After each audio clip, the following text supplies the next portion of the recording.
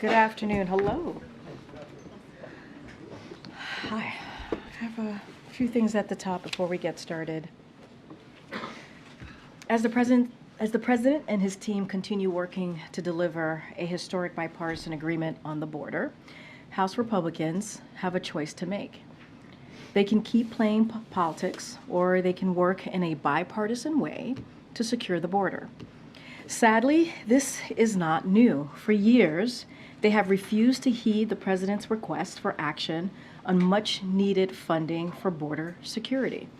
For example, in the bill the president introduced in his first day in office more than 1,000 days ago, he requested funding to develop and deploy expediting screening technology to improve our ability to catch narcotics and contraband at every port of entry. Republicans never acted on the bill. Each year in office, President Biden has requested record-breaking border security funding into law. But without exception, House Republicans have tried to stop the president from delivering the resources we need at the border. As recently as October, President Biden submitted a supplemental request for additional resources for border security. House Republicans did not take it up. Now, House Republicans are going further and signaling that they may refuse even to consider a historic bipartisan border security deal that would strengthen America's national security. Perhaps Speaker Johnson and House Republicans should reflect on what they've had to say over just the past few months. In October, Speaker Johnson said, "We must come together and address the broken border." And in November, he said, "I think we can get a bipartisan agreement on border security." But suddenly, we've heard a change of tune. One Republican member from Texas even said, why would they do anything to help President Biden? This is about helping the president. This is about helping the American people. It's not about helping the president. It's about the American people. This is about securing the border. Republicans in the Senate are working with us to do just that. Republicans in the House should as well. Look no further than their effort to impeach Secretary Mayorkas, an impeachment that even conservatives say is unconstitutional. The Wall Street Journal editorial board said, "Grandstanding is easier than governing," and Republicans have to decide whether to accomplish anything other than impeaching Democrats. Impeaching him accomplishes nothing beyond political symbolism. A better idea is to strike a deal with Mr. Biden on serious border security reforms. That's from the Wall Street Journal editorial board. Former President Trump's own impeachment lawyer, Alan Dershowitz, urged Republicans to vote no.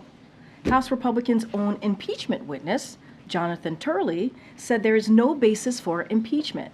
And former DHS Secretary Michael Chertoff, who served in Bush administration, said House Republicans should drop this impeachment charade and work with Mr. Mayorkas to deliver for the American people. Members of the House Republican Conference have said this is baseless. Congressman Ken Buck said Secretary Mayorkas did not commit an impeachable offense. And Congressman Tom McClintock said these are not impeachable offenses. So our challenge to House Republicans is this: will you go against the very voices you typically listen to, play a dangerous, unconstitutional game? Or will you listen to what many of you yourselves have been saying? Come to the table, work on a bipartisan border security solutions, finally fund our needs at the border, and actually tackle the problem instead of playing politics with it. So this is not about politics. This is about bipartisan solutions to help the American people and secure the border. We hope for the sake of the country, House Republicans change course from their years of playing politics with this issue. So now yesterday, a new IMF report found that the United States is leading the global economic recovery.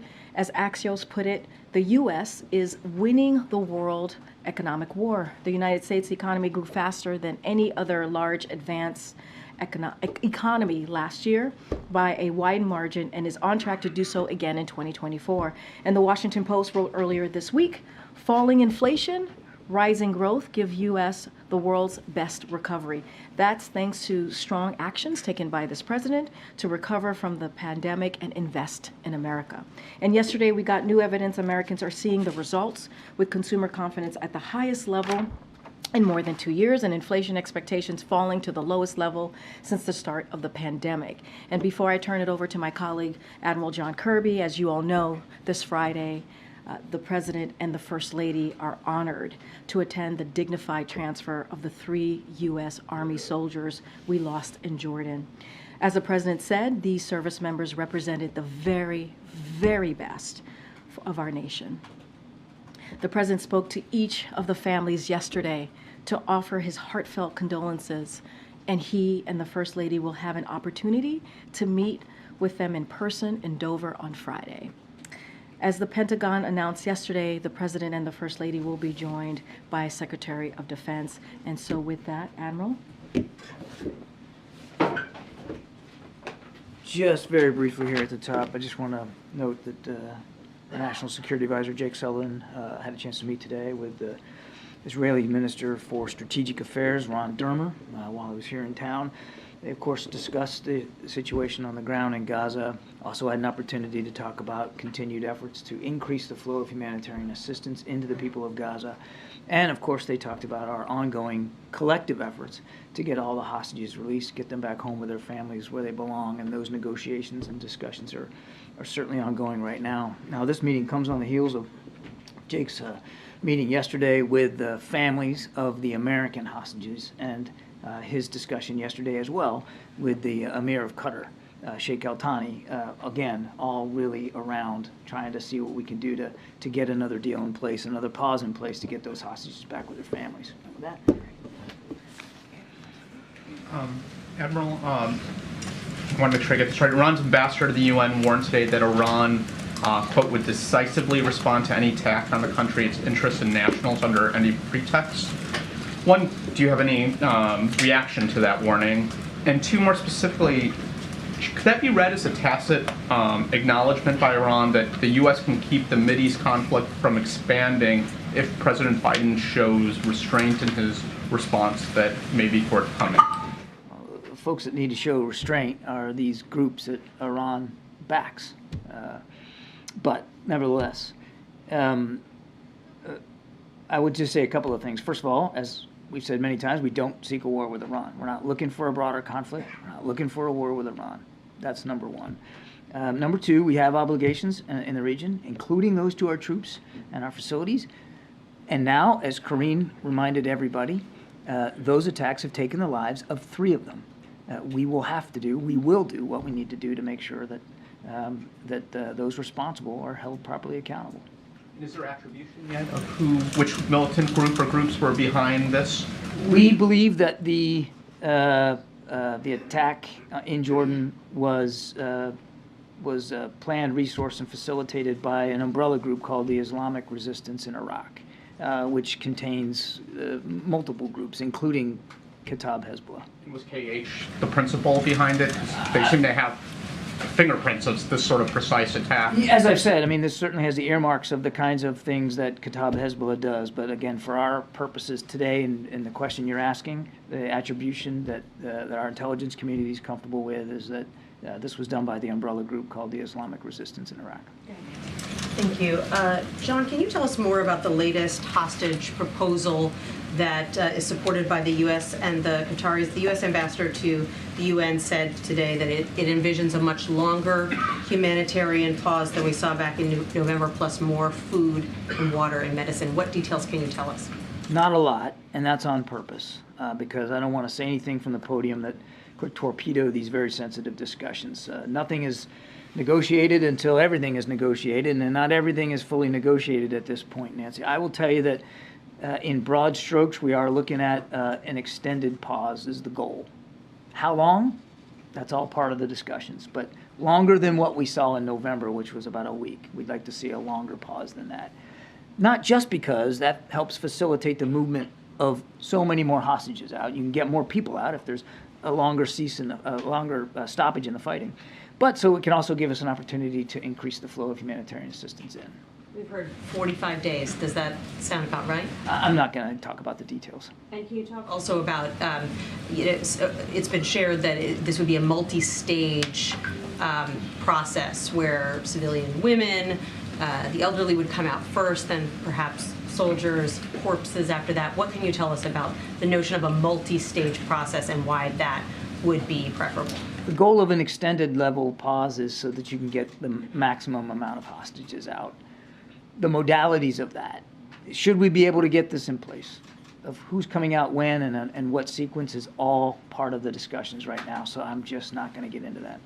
How has Hamas responded, if at all, to this latest proposal? I would just tell you that the discussions that we've been having and are continuing to have been constructive. They've been, we believe they're moving in the right direction.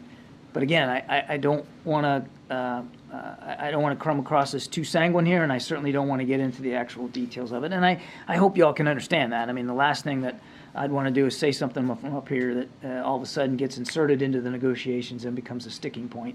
We want to see this deal in place. We want to see it in place as soon as possible. These families are grieving, and they want to see their loved ones again. We want to see if we can facilitate that, but obviously, you know, we're mindful of time. Thanks. It has been 3 days since the attack in Jordan that killed 3 service members. The president said yesterday that he had decided how to respond, but we haven't seen any public action.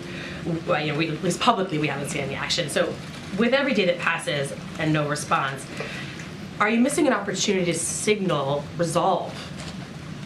I think we signal resolve pretty well. And as I said the other day, we'll respond on our own time, on our own schedule. And we'll do that. And I would also caution you not to think that the first thing you see, you talked about publicly seeing, not the first thing you see won't be the last thing. Can you confidently say that Iranian-backed forces have not begun moving assets out of the region in anticipation of a possible retaliatory strike? We're monitoring as best we can. I'm not going to speak about what the intelligence assessments tell us. But well, I'll just say that we're confident in the planning, and we're confident in the response. Is it possible that they're moving assets out of the region as they're getting ready for the U.S. to respond? I'm not going to talk about intelligence assessments. As the president said, we're going to respond, and we'll respond in an appropriate way. Admiral, can you give us a little understanding of the process when the president said yes, very definitively, he'd made a decision, and yet we know there's still ongoing work related to the attribution and assessment of potential targets and those sorts of things. Is it a multi-part decision process for the president, or is the yes he gave already put into kind of the action that the Pentagon would need to go forward, or would he come back and review the specific targets and that kind? Can you shed any light on that longer process? Just in terms of process, his decision to move forward was based on discussions that he had with his national security team over the previous 3 days, including yesterday. When you're talking about what we're anticipating here, which won't just be a one-off, as I said, the first thing you see will not be the last thing. There's a lot of moving pieces in that, in terms of what you're going to choose to go after, and what you're electing not to go after, and why, and he asks all those questions. He did that in this case, but it's an iterative process, and I would fully expect, Kelly, that because, as I said, this will be a response over time. You should expect that the president will continue to weigh options ahead of him, continue to ask tough questions, continue to talk to his national security team as things go forward. And does he want this to be a U.S.-only response, or would he welcome a military action from partners who've been a part of some of the other work in the region? We're focusing on a U.S. response. They killed American troops. When Factba.se says that they will suspend attacks on U.S. forces, do you believe them? Would that spare them retaliatory strikes? I'd say a couple of things. Number one, you can't take what a group like Factba.se says at face value. Number two, as I said in my answer to Amr, they're not the only group that has been attacking us, and they're certainly not the only group that is a participant in this Islamic resistance of Iraq. So they're not the sole proprietors here of the violence that has been visited on our people. And number three, back to that point, there are 3 families that are going through the worst possible grief right now. And let me tell you something. When you talked about Dover, that's a tough day. That is a tough day. They killed American soldiers, and I'd leave it at that. Just secondly, John, the Ron Dermer meeting, did Jake ask him about post-conflict Gaza, and do you have a better sense of how long this conflict is going to last? I couldn't tell you how long it's going to last. The Israelis have spoken about this themselves, that this could go on for months. I'll let them speak to their operations and where they see it going. We obviously want to see this conflict end, and certainly we'd like to all see it end as soon as possible, but it has to end in a way that doesn't imperil the Israeli people from the threat of Hamas, which is right next door. So we're going to continue to support them in their efforts to do that. As for the discussion with Mr. Dermer, I know that it was focused on humanitarian assistance, on the hostages specifically, and the general situation in Gaza. I don't have more detail than that. I just wanted to clarify Kelly's last question. The U.S.'s response, whenever it happens, it will be unilateral. It would not be sort of the joint exercise we saw with the Houthi assets earlier this month. That's our expectation. Does the president believe, John, that it is important for the U.S. to strike back immediately and quickly following the deaths of the 3 U.S. service members? The president believes that it is important to respond in an appropriate way now that 3 American soldiers have been killed. And what's appropriate? Well, it depends on what your response is going to look like and what you're going to go after. And as I said earlier, we will respond in a time and in a manner of our choosing on our schedule. And just because you haven't seen anything in the last 48 hours, doesn't mean that you're not going to see anything. And as I said earlier, when you see the first thing, don't come to be thinking that that's going to be the last thing. Is the president open to maybe holding off on whatever strikes may come to give time and space for the ongoing hostage negotiations to continue moving in the right direction? Is that a consideration? As I said a few days ago, there should be no impact. There's no reason why what we're trying to do in terms of getting hostages out and what we have to do to respond appropriately to this latest attack in Jordan for one to affect the other. So we are going to respond. We are also going to continue to work on trying to get the hostages out. Both can be done. Absolutely both can be done. Well, it could certainly be a complicating factor, though, right? As if it's not complicated already, MJ. I mean, this is hard work. This is hard diplomatic work that's going into trying to get those hostages out. It's hard. But that doesn't mean that you put the brakes on that because you feel you have to respond, which we do. And it doesn't mean that you don't respond to the attacks in Jordan because this diplomatic work is still going to remain difficult ahead of us. We can and we will do both. So you're saying the hostage negotiations, that those are not a factor in the president's thinking and deliberations over how to strike back, that those 2 things are totally separate in his mind? I don't think I'm going to parse out the president's decision-making process here. I think, though, hopefully I've adequately answered the question.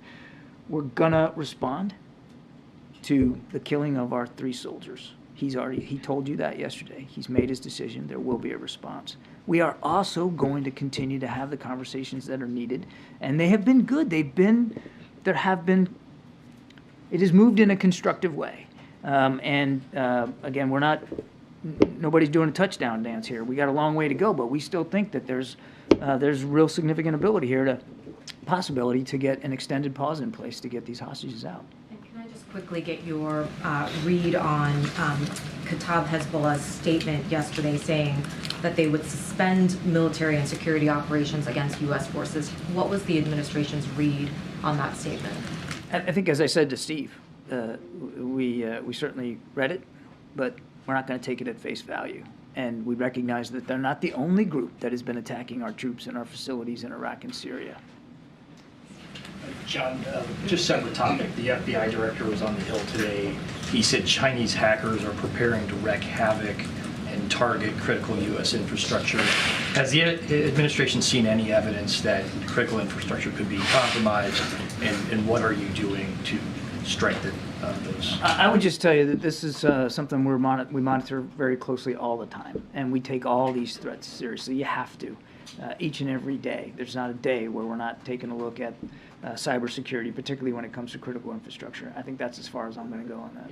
Jake met with the Chinese foreign minister recently in Bangkok. Did that issue come up at all? Did he bring up cyber in their discussion? I won't get into the specifics of the conversation. This was a follow-up to the meeting out in San Francisco between President Xi, President Biden, and really meant to look at the ways in which both our countries are meeting the commitments coming out of that discussion, including the work on counter-narcotics, the military-to-military communications, the restoration of that, and a whole range of other issues, including cross-strait tensions.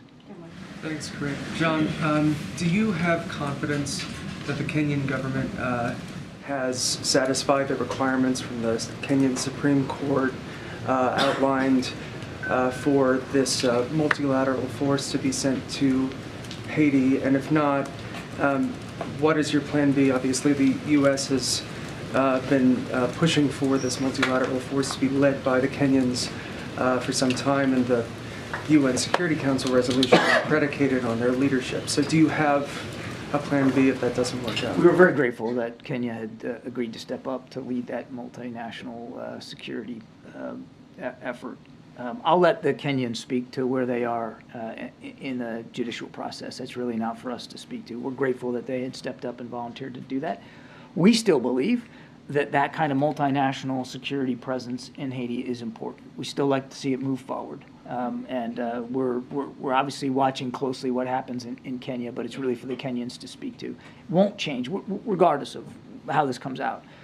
Won't change our central position that we believe some sort of multinational security force presence on the ground is important for the people of Haiti. I mean, they still are suffering the violence of these criminal gangs and thugs and organizations that are just literally making life almost impossible for the people of Haiti. So we still believe that's important. Thank you. Admiral, given the Chinese hacking warning, can the American people feel confident in the electoral system? What I can assure the American people of is that we take cybersecurity extremely seriously. We put a new strategy out just last year, a cybersecurity strategy. We are always mindful of the threats to critical infrastructure. And one of the things the president believes is critical infrastructure is, of course, the free and fair election process here in the United States, and making sure that can occur. We were able to do that in 2022. The president's confident that the national security team, the folks over at Cyber Command, are all taking this as seriously as and the intelligence community taking this as seriously as possible, and that we will be able to ensure that.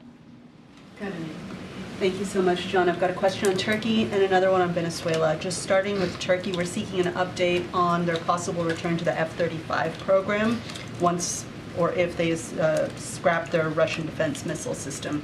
But I just wanted to ask you, what this process would look like, would sanctions needed to be lifted, and what does the White House want here?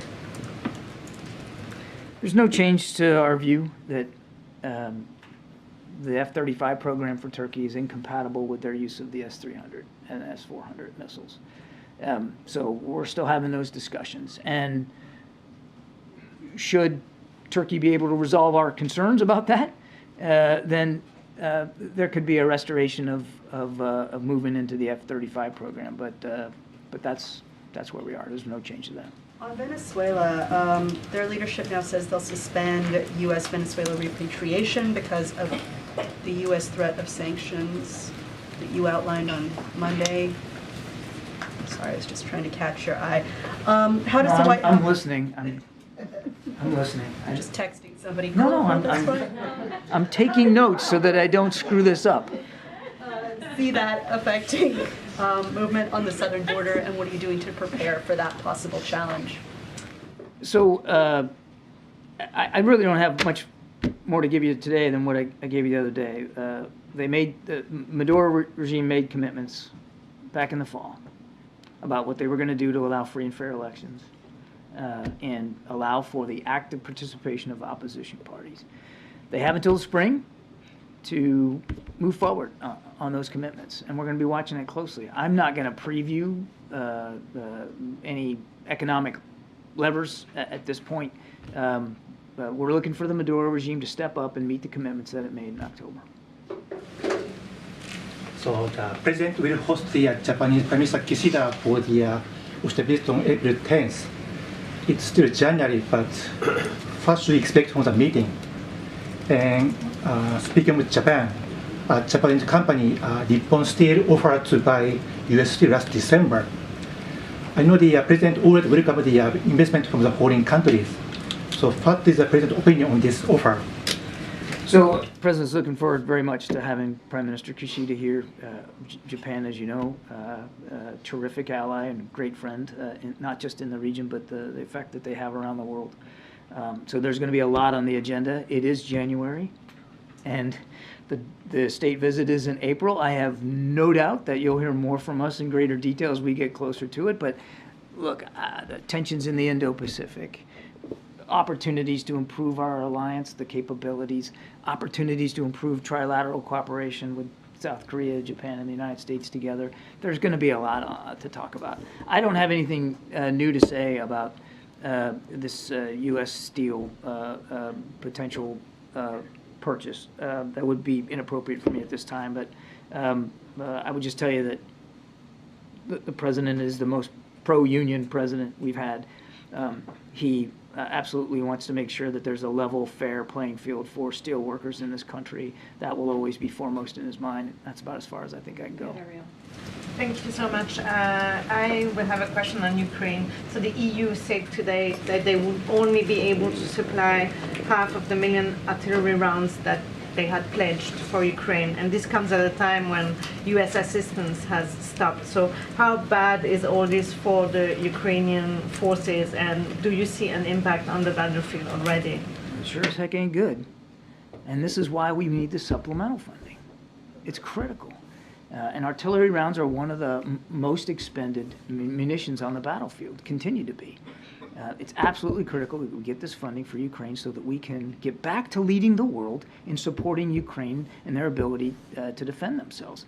So I can't speak for the European Union or other European nations, but I have said in the past that other nations will be looking to us for our leadership. They will be looking to us for decisions and certainty about what support for Ukraine is going to look like going forward. It's absolutely vital we get that funding. Thank you. Admiral, right now, obviously the U.S. is contemplating retaliatory strikes that could be in Iraq or in or around Iran or other countries. U.S. and British planes have hit targets in Yemen. U.S. forces have come under attack in multiple countries in recent weeks. All these are part of the same larger conflict. At what point would the administration consider this to be at least a small regional war? Yeah. Well, I absolutely don't agree with your description of the same larger conflict. There's a conflict going on between Israel and Hamas. You didn't even mention that one. Yeah, I'm mentioning it. And we're going to make sure that we continue to get Israel the support that they need to defend themselves against a still viable threat. We were there were attacks against our troops and facilities in Iraq and Syria well before the 7th of October, certainly in the last administration as well. And as for the Houthis, they can claim all they want that this is linked to Gaza. But 2/3 of the ships that they're hitting have no connection to Israel whatsoever. So it's just not true. It's a falsehood. And we're going to continue to do what we have to do to protect that shipping. And as we did just today, if we see an opportunity to prevent a missile from getting launched, we'll take it out. We'll do what we have to do. And on the subject of Gaza, officials with the World Health Organization, the UN World Food Program, and UNICEF are all warning that the humanitarian situation there is quickly approaching the point of being a famine, and that the decision by the U.S. and other countries to pull UNRWA funding will make the problem even worse because of UNRWA's unique capabilities in Gaza. Does the White House share these concerns, and what's the administration prepared to do to fill any gap in aid to Gaza caused by the decision to defund We UNRWA? absolutely share the concerns about the humanitarian crisis that's in Gaza right now. Certainly, we know that severe hunger is one of those issues, which is why we're working so hard to get more security assistance into the people of Gaza, which is why it's so important that these discussions that we've been having about an extended pause actually come to fruition. Because it's not just, it is primarily about getting those hostages out, of course, but it also will give you a longer opportunity to increase that aid. So absolutely we're concerned about that, no question about it. Now look, we suspended funding temporarily to UNRWA as they do this investigation. We believe it was the right thing to do to stop that funding while they investigate, and we'll see how that investigation goes. We'll see what they learn, and we'll see what accountability measures they put in place. I would remind that that it is a suspension, it is not a termination. We'll take a look at what our options are depending on how the investigation goes. And the money that was suspended, there wasn't a lot left in the allocation, and the money that was suspended was really designed more for their efforts in Jordan, not in Gaza. Thank you. If the border bill plus Ukraine aid fails, is there an alternative legislative vehicle to get aid to Ukraine? And do you believe that House Republicans, in killing the bill, are helping Vladimir Putin? On your first question, no. The national security supplemental is what we need. It was thoughtfully calibrated, thoughtfully arrived at through discussions with our Ukrainian counterparts.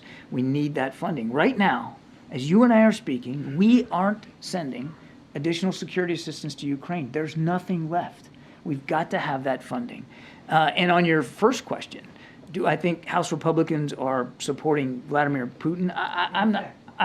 Look, I'm not going to get up here and impugn members of Congress. We believe that there is strong bipartisan support and bicameral bipartisan support for Ukraine. And the leaders on the House side of those oversight committees for national security, intelligence, foreign affairs, they all supporting Ukraine. But it is a matter of getting there, and there are active negotiations going on. Now I'm not gonna get into Karine's lane here, because this is really what she's been talking about, but there are active negotiations going on, and we're doing that in good faith. If that supplemental is the only vehicle for aid to Ukraine, if that fails, there's no aid to Ukraine. Well, look, what we need is the national security supplemental funding. That is the discussion that's going on right now.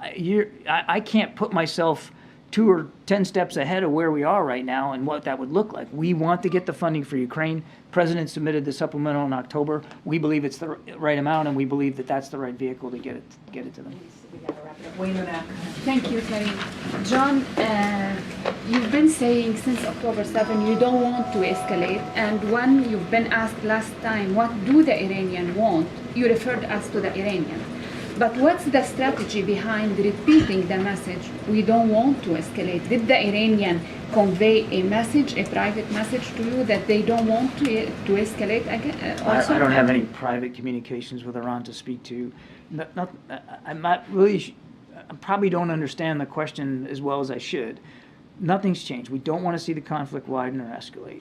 And almost everything the president has done since the 7th of October has been designed to prevent that escalation. Now, of course, I'm mindful of the attacks by the Houthis. We're mindful of the lethal attacks in Jordan, which is why he's taking the actions that he's taking, and it's why he's about to take the actions we're going to take. One more question on the HK statement yesterday. Was it Kataib Hezbollah statement yesterday in Iraq? Was it a result of a diplomatic engagement with the Iraqi government, pressure? Were you in contact with the Iraqis on this statement, or did you pressure them, something like that? No. Last question. I want to go back to Dover for a moment. If in the past, when there had been the transfer of remains, it has been done late at night, and there's been some photographs, but no actual press coverage of that event. Is this going to be a different situation given the fact that the president is about to, or has already decided what his response is going to be to the drone strike that took out those 3 Americans? not sure I follow. Why would the dignified transfer be different because the president decided to make a response? Will the president be making any statement at that event? Okay. No, just to level set here, the way these dignified transfers happen, you've talked about some coming in the middle of the night. They come in, it's not, the arrival time is set by the military. It has nothing to do with who's going to be there to meet them. That's number one. So they come in at whatever hour the U.S. military system has that plane arriving. It's completely independent of any other factor. That's point one. Point two, on the press coverage, that is determined by the families, not by the administration, not by the U.S. military, not by the folks at Dover. The families get to determine whether they want media to be there. And in some cases, when you have we've had multiple families involved, some families want it, some families don't, and so the media are allowed to witness a transfer or two, and then they are taken away for the ones that the families don't want. It is up to the families, not to us. We have nothing to do with that. And no, the president won't be speaking at Dover. That's not the appropriate venue for anybody to speak. It is a very, very solemn, dignified I think you could call it a cemetery, a ceremony. We call it a transfer, but there is a ritual to it, and it's very somber and it's very solemn, and that's not the place for speeches. Thank you so much. Thank you. Appreciate that. Thank you. All right, Amr. Thanks. I was hoping on East Palestine, why did the administration decide that things have, I guess, coalesced and it's now the time for President Biden to go? So the mayor and community leaders invited the president to meet with East Palestine residents and also assess the recovery progress that's been going on for some time now, as you all know. And so the president had always said that he would go when it is most helpful to the community. And with this invitation, obviously, very recent, and the current status of the recovery, we felt that the time was right. Again, we got an invitation from the mayor and community leaders to come, and very, very recently. And so we are working with them to figure out the best time to do that in February. And there isn't a date yet? There's no date yet, but obviously we're working with community leaders, we're working with the mayor, elected officials to find the exact time and day to go in February. And can you just square, the mayor has made some comments, reported comments that seem less than inviting to President Biden to come, while praising former President Trump as actually having more impact on helping the situation, getting the ball moving as things have happened. Does the mayor, one, want President Biden to come? And two, why is from what you're saying, he's inviting him. Yeah, he but is. I'm assuming he wants him to come if he's inviting him. Why is he also at the same time? Have you guys gotten a sense? And does it matter to President Biden that he's at one end, he's sort of, I don't know, dunking on him while also calling him to come and visit, from what you're saying? So look, the invite came from the mayor and other folks on the ground. So I think that's important, right? The mayor obviously wants the president of the United States to be there. The president has always said he is a president for folks who live in red states, folks who live in blue state. Doesn't matter if you're in rural America, urban, suburban, he is a president for all. And so let's just never forget that. And I will also want to take a step back. Look, the mayor is allowed to say whatever he wants to say, but he also invited the president, this current president to come. Look, this is, if you think about what happened in East Palestine, on day one, within hours of the derailment, we were on the ground at the president's direction, within hours. And he sent personnel there. This is the president, sent personnel there. EPA, DOT, FEMA, HHS have all been on the ground to support the community till this day. They're still on the ground today. And so, look, the president has been very clear. Anytime there is a situation that happens in a community that is devastated by whether it's a derailment or a natural disaster, obviously, the president says this all the time.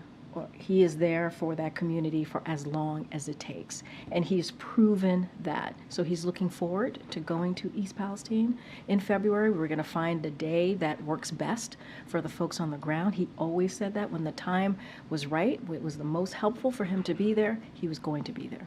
Just very quickly, tomorrow, is there any official business in Michigan for the president, or is this solely a political trip? It's a political trip tomorrow. Your topper about the border deal, are you now pessimistic that a border deal will get done? No, we're not pessimistic at all. I mean, look, the conversations in the Senate with Republicans and Democrats that's been going on for about 2 months now, we believe have been going in the right direction. They've been productive. I've said this before. The president says this. He's optimistic. And we appreciate that they have been doing this in good faith. But we're also going to call out House Republicans. And we're going to call out Speaker Johnson. And I think it's important for us to do that because it's like upside down world over there. You know, they've been flip-flopping over there. This is going to be a deal, if it is actually goes into law, that is, yes, going to be tough, but it's also going to be fair. It is a bipartisan agreement. That's how we move policy forward. That's how we move legislation forward on behalf of the American people. So we're always going to be very clear-cut and straightforward on how we see things. And so that's why we're going to call out what we're seeing with House Republicans. It is not in line. It is not in line with what they have been saying for years about what they wanted to see. The president has faced a lot of criticism in Michigan from the Arab American community. What does he say? What's his message to them, those who feel disenchanted by the Gaza operation? So a couple of things. Obviously, as Armour was asking me, tomorrow he's going to be going to Michigan. It's going to be a political organized trip that is going to be done by the campaign. So any itinerary or pieces like that are related to that particular trip, the campaign could answer to that more broadly, obviously. But what I would want to say is that the president has met with Americans with varying opinions about the conflict that we're seeing, sadly, in Israel and Hamas. Officials at the White House have had numerous conversations and in regular contact with Muslim and Arab Americans, leaders in Michigan and across the country. Hopefully Sam is okay. Get some water. Concerned for him. Look, the president's going to continues to believe that Israel has a right to defend himself. They have a right to defend itself as long as they continue. It is done in accordance of international humanitarian law. So we will continue to have those conversations with them. At the same time, he is heartbroken by the suffering of innocent Palestinians. That is, who have been caught in the middle of this conflict, sadly, and between obviously Israel and Hamas. And he continues to press for humanitarian aid. You've heard the admiral speak to that when he was getting a couple of questions on that. And when we've had the humanitarian pauses in the past, we've been able to get about 100 hostages home to go back to their family and friends, right? There are families and loved ones who are heartbroken right now, waiting for their loved ones to come home. That is very important. And also to make sure we get that much needed humanitarian aid into Gaza. And so this is what this administration has been doing around the clock, trying to get to another humanitarian pause so that we can get that much needed assistance into Gaza and get those hostages home to their loved ones. Karine, is the White House open to a separate bill that funds Israel and Ukraine and tabling the current supplemental package as some Senate Republicans are discussing? Look, what we want, and to answer that question very straightforward, is we want the national security supplemental to be passed. That's what we want. As you know, we introduced that in October. I've said this very, very often when the president asks for a supplemental bill, it is because it is an emergency request. This is an emergency request that we believe is important for our national security, hence the name of the supplemental, for not just for around the world, but for us here, for Americans here in this country. And so we are going to be very focused on getting that done. We appreciate the conversations that's happening on the border security in the Senate, both Republicans and Democrats, but we want to see the national security supplemental bill move forward as it stands, as it is all together. I understand that's your preference, obviously, but is the White House open to a separate bill that just deals with Ukraine and Israel? That's not the discussion we're having. That's not what we're looking for. That's not what we're moving towards for. That is not the discussions that we're having. That is not what we want to see. We want to see the entire we want to see that national security supplemental move forward. That is what we're working towards. Just to clarify, when you just said that's not the discussion that we're having, do you mean that the White House has not been engaged with Senate leaders, Senate Republicans in particular, about that idea, which is being discussed right now? So what we have focused on, sir, I mean, the answer is we're focused on getting the national security supplemental move forward as is in the way that the president requested it. That's what we want to do. That's how we're moving forward. And that is, we believe, what has been asked in that bill. Those different components, those different pieces are incredibly important. It is what's needed for our national security, and we need to move forward with it as is. Has anyone at the White House had discussions Look, with members about that idea? Look, I don't have any discussions to share with you about that. I can tell you what we're moving towards. We're moving towards on making sure that we get that national security supplemental move forward as it is, as the president requested from Congress.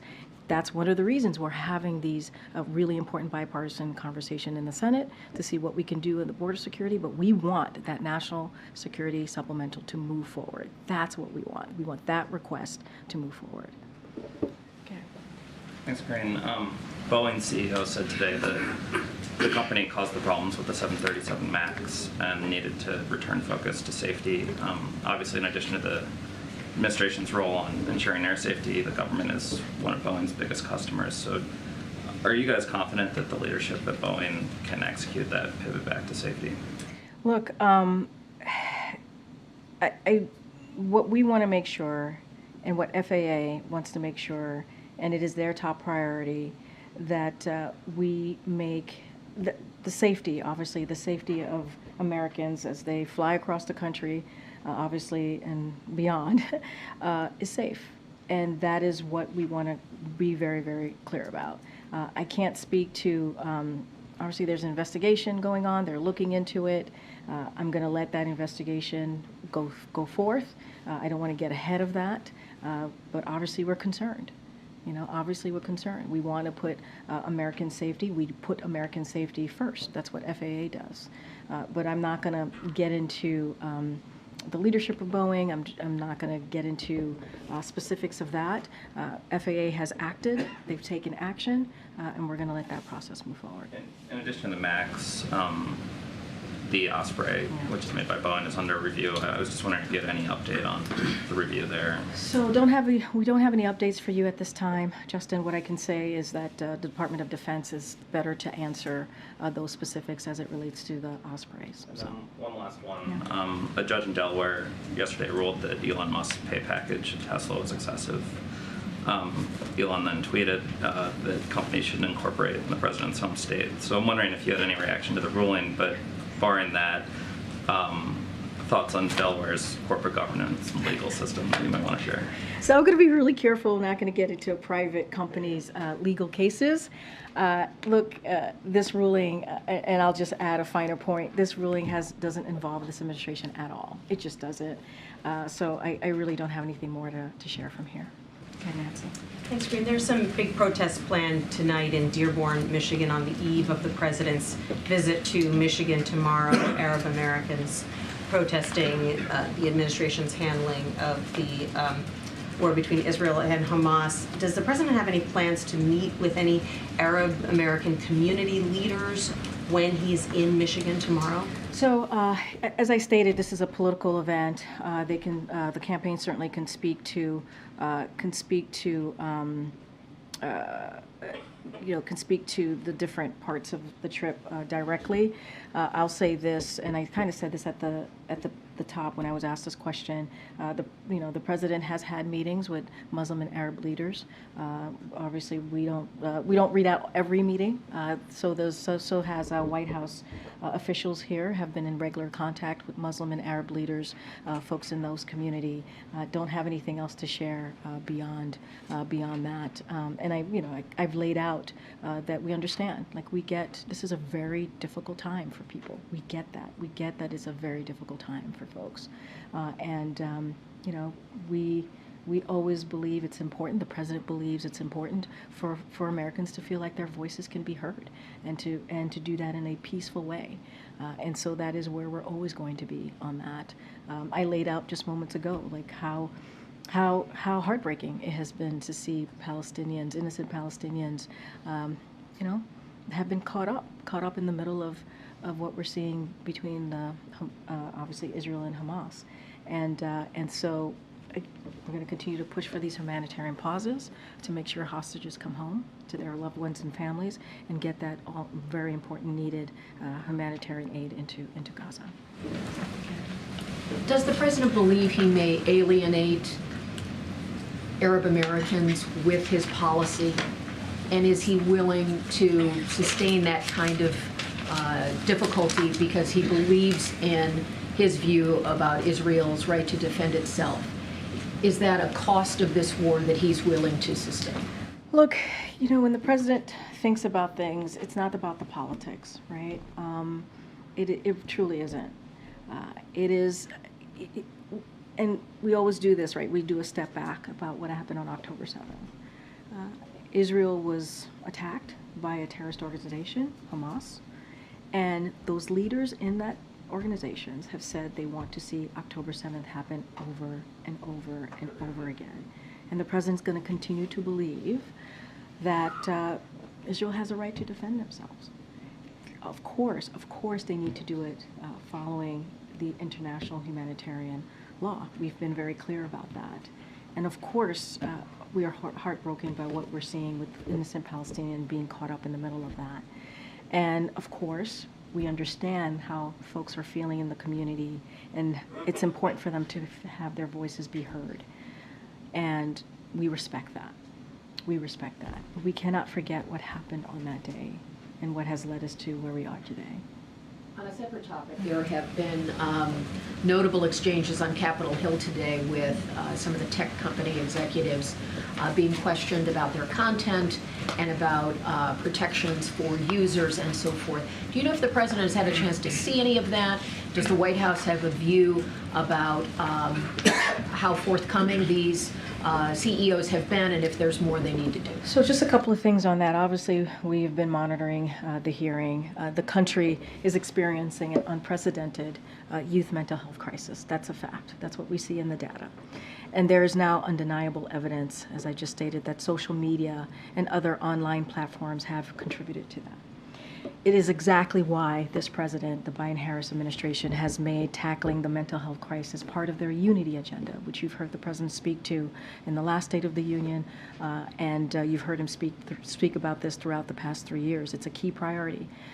And that is a key priority for the nation, obviously. It's an issue that cuts across politics and affects red states and blue states. You heard from the different congressional members, from Republicans and Democrats, speak to this today very passionately, asking difficult questions.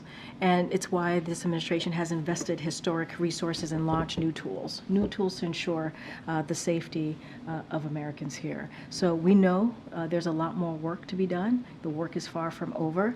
This administration is going to remain to be committed to providing Americans with the support and the resources needed as we're dealing with this crisis right now. Following up on that, Senator Lindsey Graham said specifically to the CEOs, you have blood on your hands, you have a product that is killing people. Is that the view of this administration? Look, I'm not going to let the senator obviously speak to him for himself. What I can state is that the data, the evidence, there is evidence that showed that these platform has been devastating to our young people's mental health. And it has been part of a mental health crisis that we see here, and that's why this president has taken action. And look, we have to do everything that we can. This president believes we need to do everything that we can to have the resources to make sure that we help Americans as we're dealing through this mental health crisis. We believe that particular issue is a unity issue. It brings people together, both Democrats and Republicans. They support this, and it's been a key platform of this president. I'm not going to dive into everything that congressional members said, senators specifically said today, but obviously this country is experiencing a crisis amongst our young people, and we have to do something, and the work is far from over. At least one of the CEOs endorsed the Kids Online Safety Act. Anything about that bill in particular that the White House might like? Have you had conversations with Senator Schumer about trying to get it for a floor vote? So I can't speak to that. I haven't spoken to our legislative team on that particular piece, that act.